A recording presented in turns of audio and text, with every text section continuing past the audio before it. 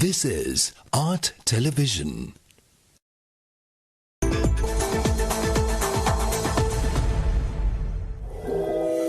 Coming up, State of Business, sponsored by දැන් සියලුම SLT Mobitel සේවාවන් වලට My SLT app හරහා එකවර පිවිසීමේ හැකියාව.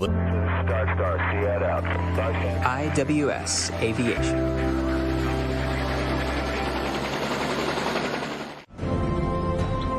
ඇත්තටම උත්තරය ඇත්ත එකම එක සැබැඳියාවක. ගෙදරට වැඩකට ගමනට එකම එක සැබැඳියාවක බැඳෙන මුළු මහත් රටකට. Good morning sir, how can I help? SLT Mobitel එකම එක සැබැඳියාව.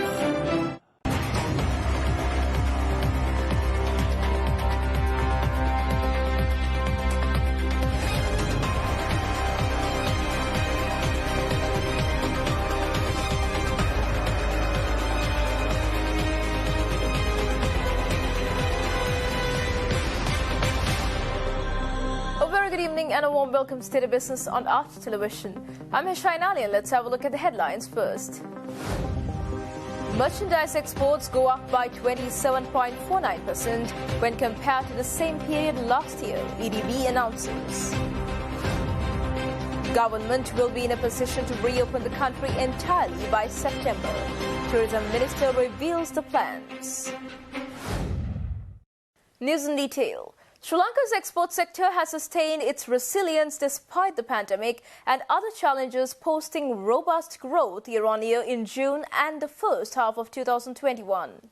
Sri Lanka's merchandise exports in the first half of 2021 was $5,561 million, an increase of 27.49% over $4,362 million in the first half of 2020.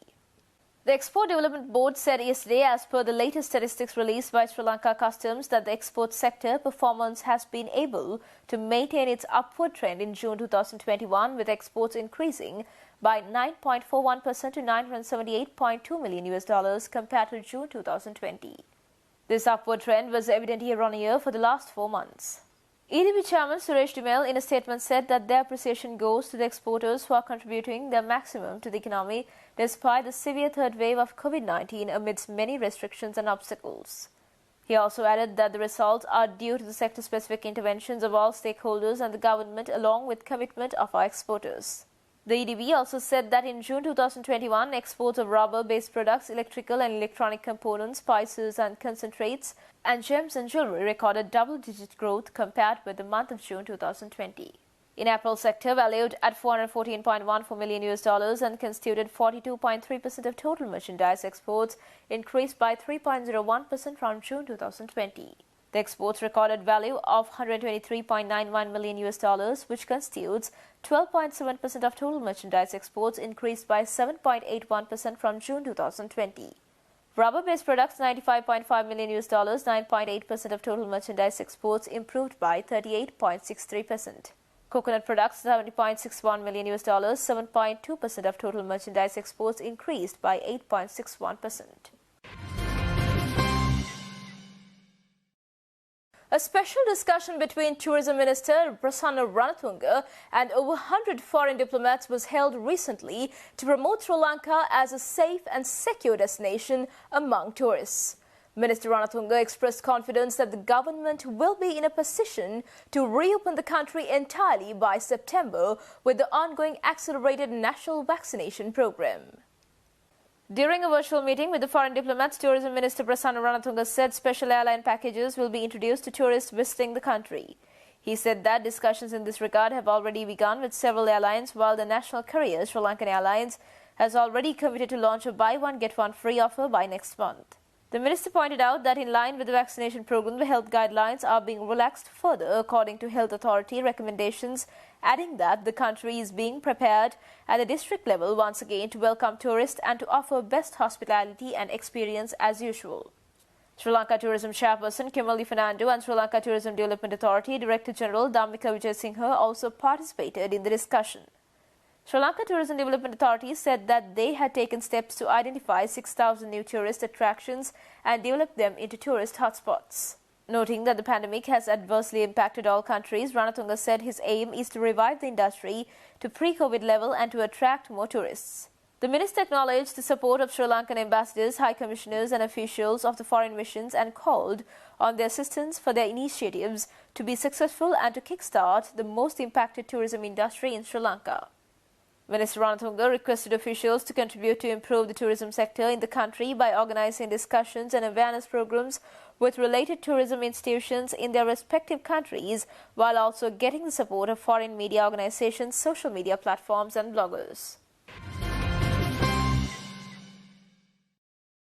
Moody's Investors Service has placed the government of Sri Lanka CAA1 foreign currency long-term issue and senior unsecured debt ratings under review for downgrade.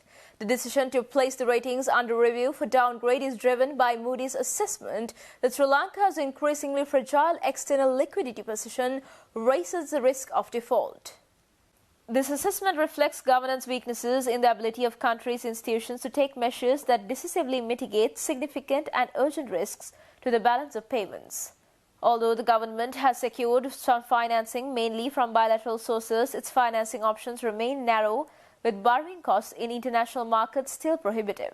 Absent large and sustained capital inflows through a credible external financing strategy, Moody's expects Sri Lanka's foreign exchange reserves to continue declining from already low levels, further eroding its ability to meet sizable and recurring external debt servicing needs and increasing balance of payment risks. Extremely weak debt affordability, with interest payments absorbing a very large share of the government's very narrow revenue base, compounds the debt repayment challenge. The rating review will focus on assessing whether the sovereign is able to use a period of time provided by its current foreign exchange reserves and bilateral arrangements to implement measures that widen and increase its financing sources for the medium term and thereby avoid default for the foreseeable future. Sri Lanka's foreign currency country ceiling has been lowered to CAA1 from B3, while the local currency country ceiling remains unchanged at B1.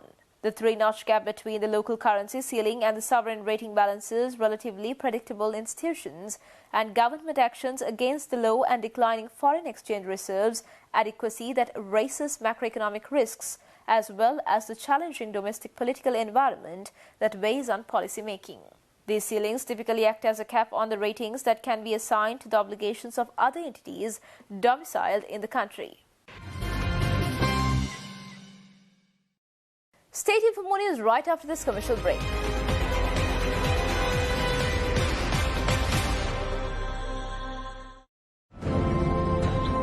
ඇත්තටම උත්තරේ ඇත්ත එකම එක සැබැඳියාවක ගෙදරට වැඩකට ගමනට එකම එක සැබැඳියාවක බැඳෙන මුළු මහත් රටකට. Good morning sir, how can I help? SLT Mobitel එකම එක සැබැඳියාව. ඒත් නෑනේ පොළගාවකේ නම් තිබුණලු. මම ගියා එහෙත් ඉවරයි. කාර් එකයි කෝටි ගොඩයි ටිකට් එකයි දිනුම් දෙකයි සම්පත ලග්නවර්ම මාසිකම එකයි. පරක්කු වෙලා වාසනාව නැති කරගන්න එපා. ජාතික ලොතරැයි මණ්ඩලය. ඇත්තටම උත්තරේ ඇත්ත එකම එක සැබැඳියාවක ගෙදරට වැඩකට ගමනට එකම එක සැබැඳියාවක බැඳෙන මුළු මහත් රටකට. Good morning sir, how can I help? SLT Mobitel එකම එක සැබැඳියාව. ඒත් නෑනේ පොළගාවකේ නම් තිබුණලු. මම ගියා එහෙත් ඉවරයි. කාර් එකයි කෝටි ගොඩයි ටිකට් එකයි දිනුම් දෙකයි සම්පත ලග්නවර්ම මාසිකම එකයි. පරක්කු වෙලා වාසනාව නැති කරගන්න එපා. ජාතික ලොතරැයි මණ්ඩලය.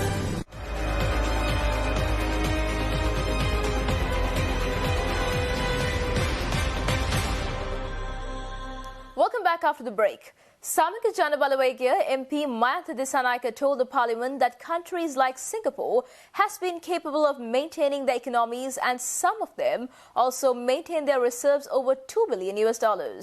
The parliamentarian questioned as to why Sri Lanka has failed to maintain its economy positively. We bought this motion of no confidence for the sake of the people. We often talk of Singapore, especially with the COVID scenario. I must inform this House that Singapore today have rebuilt their economy, and their economy today is over $2 billion in reserves. So even with the corona pandemic, countries such as Singapore have been able to develop their economies and face the COVID pandemic head on. So why can't we develop? This issue can be categorized into two folds. One is the cash flow scenario. Other one is the solvency issue, corruption and incompetence. which leads to mismanagement of the country and the economy. So we can always point fingers and say, "Ape kaale mehema kara, tamunnansala mehema kara, me vidiya hari naha, ape vidiya hondai kiyala apita angili dik karanna puluwan." Namuth, now what are we looking at in terms of the economy? Honorable Chairman, we are looking at selling of our assets. It's a very, very dangerous scenario to be economically. Samaki Janabalawege MP Mayantha Disanayake charged the SLPP government for the decision to discontinue the fuel price formula which the good governance regime introduced to decide on the price of fuel. Parliamentarian Disanayake also suggested that the CPC was driven for huge losses because of a lack of such logical measures. Remember, you all came to power promising that not 1 inch of this country will be sold. Now the situation is completely different. Part of the loss of the CPC is 12 billion rupees. This is due to the cancellation of the fuel price formula. Local companies, Honorable Chairman, have proved that if they manage their businesses properly, that they can show profits. For example, Haley's have showed a profit of over koti dekak kittu enda egolang profits penla tiyena. E wagema Expo Lanka ayathanet profit penla tiyena. Haley's ayathane profit penla tiyena. Commercial Bank ko profit penla tiyena. Keels ayathane profit penla tiyena. Me wage ayathana rashiyak egolange ආර්ථික ඒගොල්ලන්ගේ business එක දියුණු කර ගන්න වැඩ කරලා තියෙනවා මේ කොවිඩ් තත්ත්වයේ උඩ. නමුත් Honorable Chairman, the government of Sri Lanka has failed in this task. What is next for us? We are going to witness skyrocketing cost of living. People will not be able to live. People will not be able to eat. No dollars to pay our debt. Again, we will see this country traveling towards the 1970s, where people could not actually afford to live. Trading at Colombo Stock Exchange ended on a positive note today. The all-share price index gained by 45.78 points to close at 8,068.33, and the S&P SL20 gained by 13.15 points to close at 3,095.09. The turnover was 4.88 billion rupees and over 310 million shares were traded. Up next are forex rates.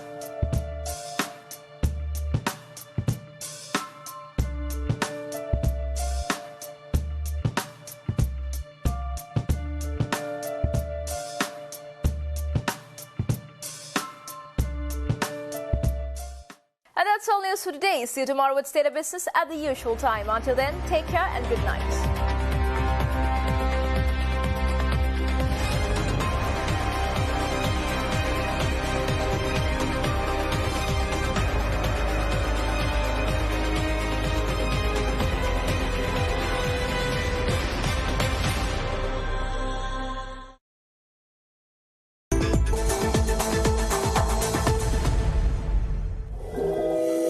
State of Business was sponsored by දැන් සියලුම SLT Mobitel සේවාවන් වලට My SLT app හරහා එකවර පිවිසීමේ හැකියාව